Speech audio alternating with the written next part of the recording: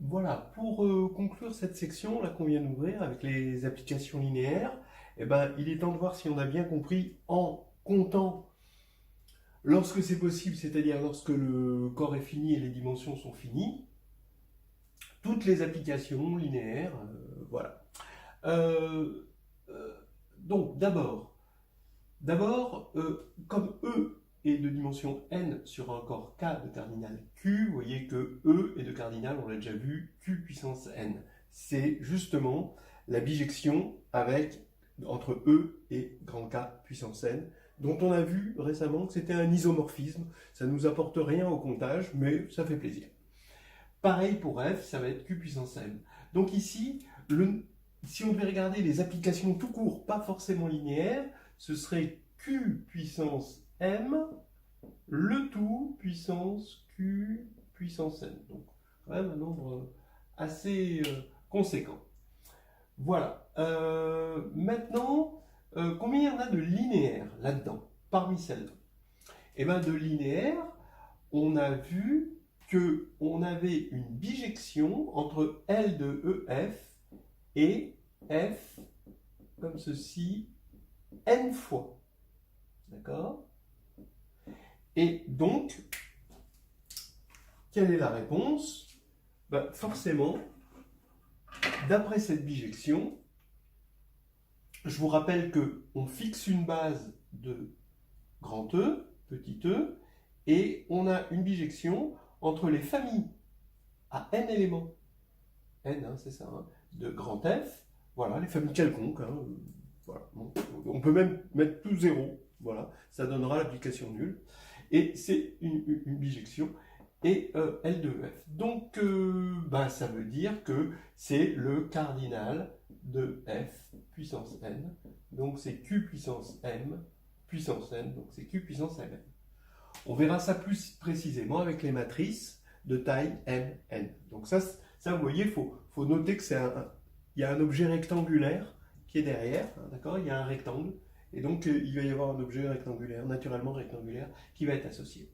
Même si on n'est pas, même si on a un cardinal infini quelconque. Voilà.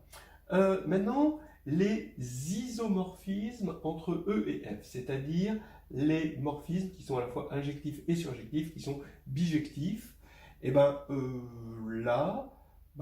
a vu, hein, sans doute, qu'il faut que l'image de cette base fixée, petit e, soit à la fois libre et génératrice, donc soit une base. Et à partir du moment où on a fixé l'image de E, grâce à ça, il y a unicité de l'application linéaire.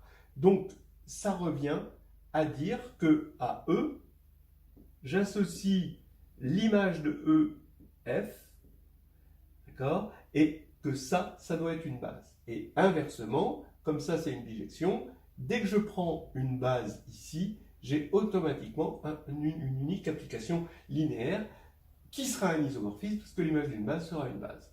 Et donc, on va avoir, il suffit de compter le nombre de bases, et ça, on l'a déjà fait. Alors, entre parenthèses, hein, si n différent de m, alors c'est forcément 0, parce qu'il faut qu'il y en ait autant. Mais si n égale m, d'accord, alors ça va être qn-1, puisque qn moins q, et qn moins qn-1. Voilà. Donc ça, on a calculé le nombre d'isomorphismes. Donc c'est soit 0, soit ça. Hein, d'accord? C'est-à-dire que c'est comme si on multipliait par le symbole de Kronecker, delta nm. Voilà, en général. Maintenant, les injections linéaires.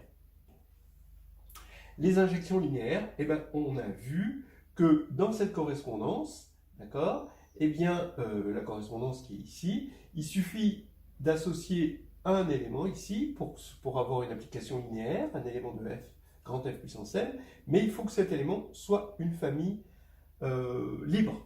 Donc si n est inférieur et supérieur à m, alors c'est forcément 0, on ne pourra pas injecter, d'accord, voilà. Et donc ça se sera précisé bientôt avec la formule du rang, hein, avec les noyaux, tout ça, les dimensions de noyaux. Mais on voit bien que si n est strictement supérieur à m, c'est impossible d'avoir une injection. Et le nombre d'injections, ici, ça va être le nombre de familles libres à n éléments dans F, d'accord, qui va être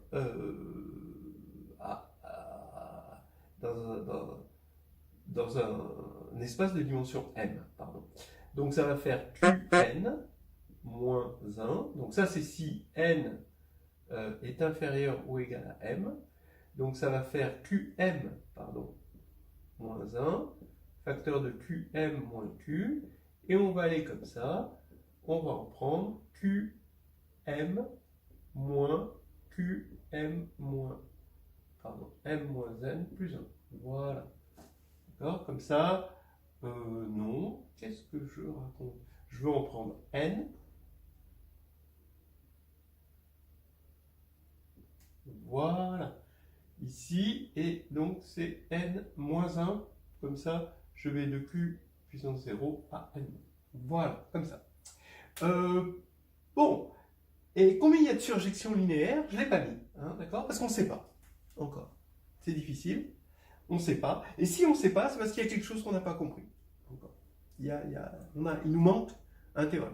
On ne sait pas faire, c'est pas parce qu'on est bête, hein, c'est juste parce qu'on n'a pas encore les outils. Et le prochain outil qui va vraiment être décisif dans ces histoires de dénombrement pour obtenir la surjectivité, c'est la dualité, encore une fois. Pub. Ok. Je vous rappelle, hein, quand même, ce serait dommage, que dans la théorie des ensembles, on prend un ensemble fini de cardinal petit a et grand B de cardinal petit b. Le nombre d'applications de A dans B, c'est B puissance A. Et bon, ça on l'avait déjà un peu dit ici, sous-entendu. Et le nombre d'applications injectives, il faut choisir B, B-1 jusqu'à B-A plus 1. Donc vous voyez ce que ça devient quand c'est dans des choses linéaires.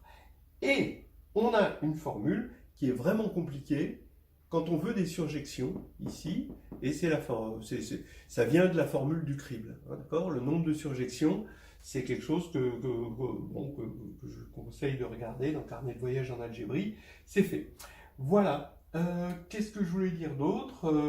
Vous allez voir que quand vous verrez le nombre de surjections, vous verrez que, en revanche, la formule est très très simple par rapport à celle dans les applications. Et c'est ça, parce qu'il y a cette baguette magique, la dualité, qui apparaît un peu comme la marraine de Cendrillon,